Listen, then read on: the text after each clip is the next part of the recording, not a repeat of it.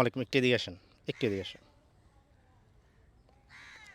যখন কোনো motivational speaker বক্তব্য দিতে গিয়ে বলে টাকাই কি জীবনের সব, তখন আমি তাদের বলি টাকাই যদি জীবনের সব না হয়, আপনার অতিরিক্ত টাকা আমার অ্যাকাউন্টে পাঠিয়ে দেন।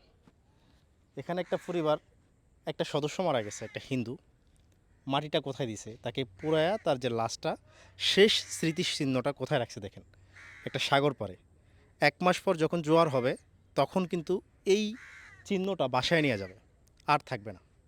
শুধুমাত্র টাকার কারণে নিজের এলাকায় বা নিজের আশেপাশে যেখানে তারা সব সময় থাকবে সেখানে কবর দিতে পারে নাই, বা তাকে কি বলে টাকা দাহ করতে পারে নাই, চিতাখোলা করতে পারে নাই।